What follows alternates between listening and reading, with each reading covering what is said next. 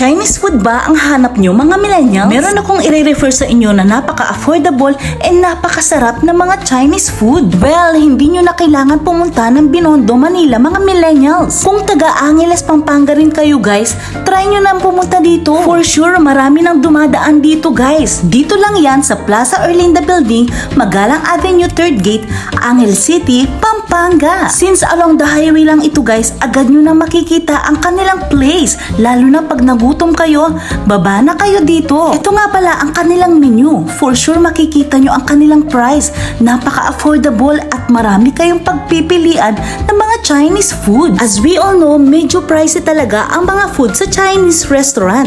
Pero syempre dito guys, kahit maliit lang ang place nila, ang sasarap ng foods and napaka-affordable pa. Tingnan nyo yung mga in-order namin guys. Tignan ko lang kung maubos namin to. Pero I guess mauubos namin to guys. Tignan nyo guys ang kanilang mga servings, napakarami. And ang amoy pa lang nila, amoy na amoy mo na ang mga aroma ng pang Chinese restaurant. But be sure pag pumunta kayo dito guys, yung gutom na gutom talaga kayo. Since mabibigat ang pagkain, eto mga millennials, kakainin ko na ang Yang Chow fried rice. Ang sarap. At ang kanilang sweet and sour pork, ang bango-bango ng aroma. In fairness, ang lambot niya guys. Sa mga hindi nga pala nakakaalam guys, sobrang favorite ko ang Shanghai rolls. Kaya nga yung in-order ko, yung 15 pieces. O yan mga millennials, hindi ako mabibitin dito. For sure, may matitake out pa ako. Napaka-perfect ng kanilang lumpia guys. Napaka-crispy.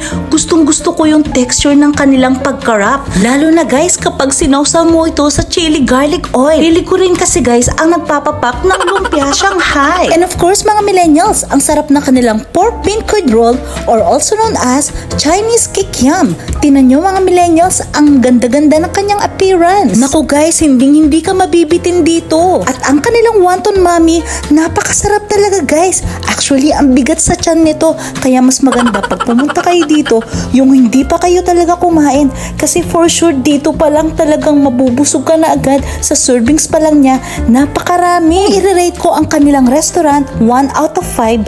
Para sa akin, 5 talaga guys.